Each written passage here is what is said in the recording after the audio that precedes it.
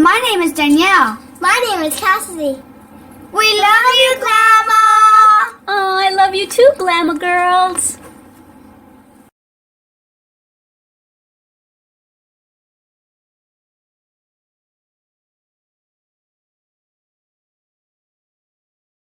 Hi everyone, Glama here. Welcome back to Made with Love by Glama, where everything here is always made and taught by me with love.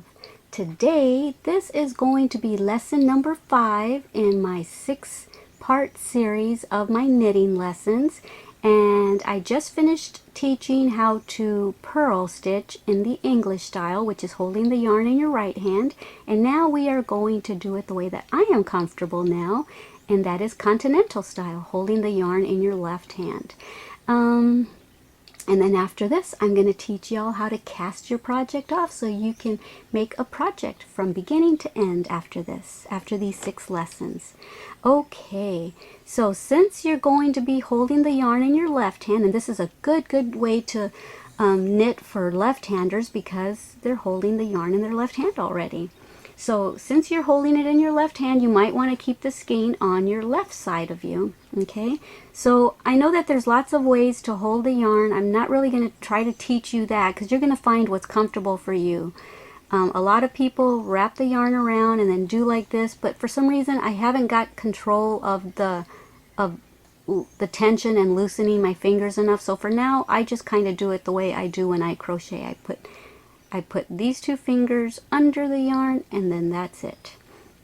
And I try to hold on to the needle as closely as possible. Okay, and so for the purl stitch, this is for the knitting stitch, you keep the yarn behind this needle. For the purl stitch, you bring it to the front. So another easy way to do that is to just bring your finger like that. Okay, and so with your right hand, you're going to hold the right needle, and I like to move for the very first stitch because I can't see how you can't see the loop? You would have to move it. So I like to grab the working yarn with my thumb, and then you insert from top to bottom for purling. Knitting, you would grab bottom to top, but you've got a back loop and a front loop. Some people call that the right loop and the left loop, but because I don't knit like this, looking at it from the right to the left, I hold it like this, looking at it from the front to the back. I call this the front loop and that the back loop.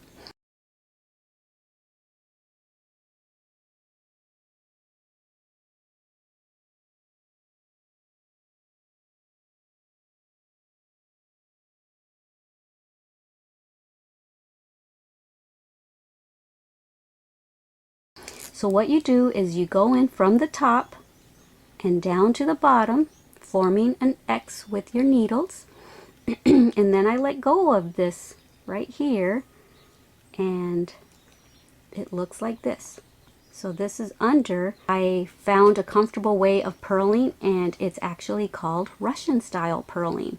So what I do is I grab this yarn right there, I grab it with this right tip of my needle, and I bring it under, and I lift off.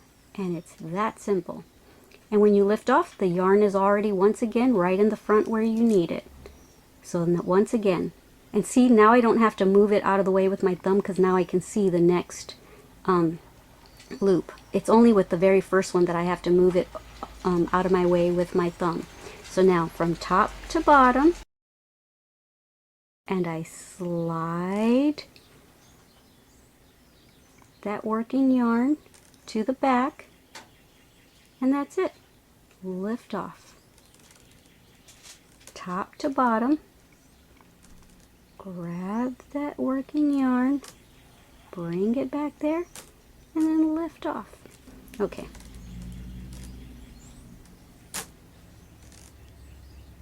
Okay, so this is what I now know as Russian purling, and I didn't know that at the time. I thought, you know what, I don't know, I know how to do it the other way, the way that I learned, but for some reason this is easier for me. I will show you how I initially learned it. Go from top to bottom, and then you would See that yarn right there? You would grab it and then you'd go under with it and then pull it out. But to me, that's just harder, and you run the risk of, if you're a new beginner, you run the risk of it falling off your needle more. But you see, it doesn't look any different to me than the way that I taught myself how to do it. So let me do it the second way again. You go from top to bottom, and then you grab that yarn. See, you grab that yarn, and then you go under and pull it to the back, and then you lift off. So you can do it that way if you want, if that seems easier to you. I'll do it that way a couple times. Grab it. Oh, I just did it the wrong way. I just did it my style.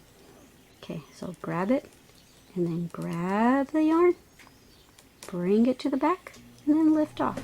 Okay, so you might want to rewind that, because I'm not going to do it that way. I'm going to do it my way because it's just easier for me. Okay, like that. Bring it under, grab it, and go. Keep the working yarn in the front. Okay.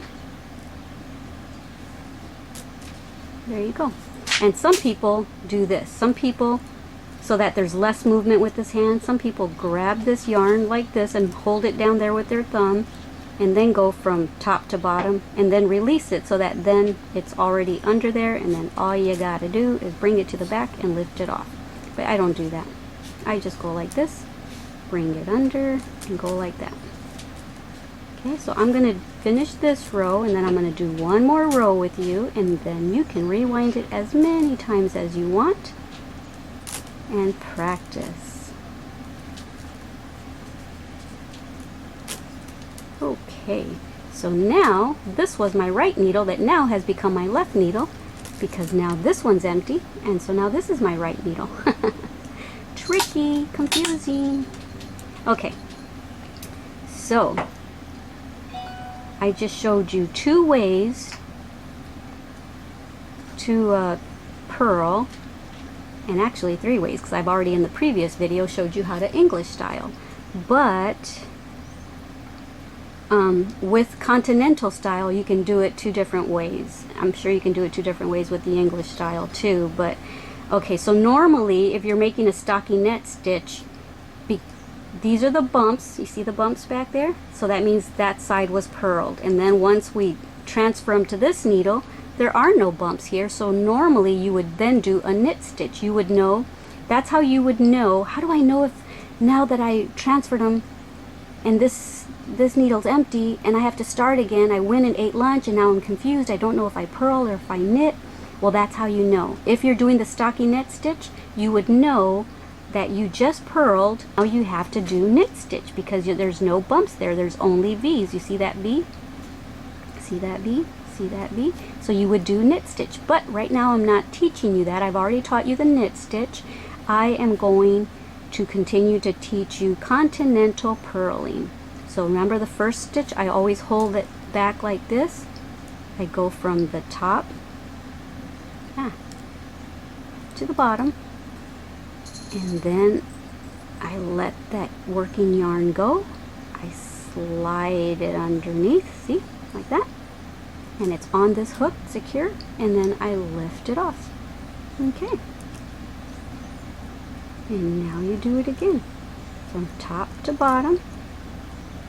Let that yarn fall under, and now grab that yarn, transfer it here, and then lift off.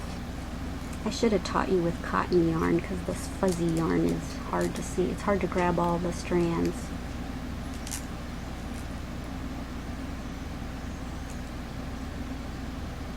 One thing that I do notice that by doing it this, my method or the Russian method, is that the stitches do tend, they're still loose, but they're a little tighter than doing it the other way where you twist it all around and bring it under. Okay. I hope I'm explaining it well enough.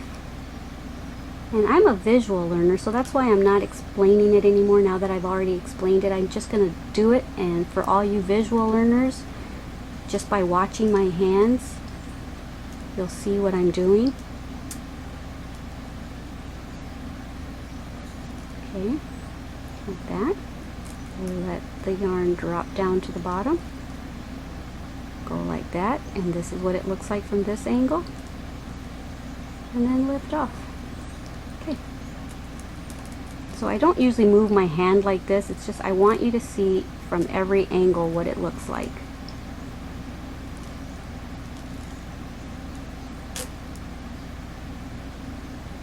Make sure the yarn stays in the front when you're purling.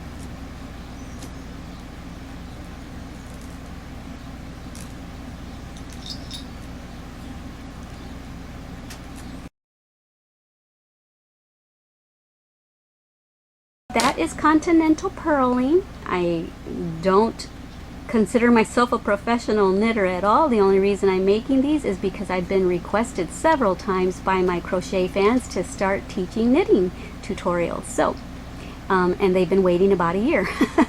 So I finally 2 weeks ago decided to reteach myself so that I could finally fill y'all's request. The next lesson is going to be how to cast off your work. Okay? Alrighty, so I hope you enjoyed this tutorial of Continental style purling, and I hope to see you back here at Made with Love by Glama. Don't forget how much Glama loves you, and don't forget to love yourselves as much as I love you, and don't forget to love everyone you come in contact with, okay? Alrighty guys, I love ya. Bye! Thank you for watching our Glama's channel.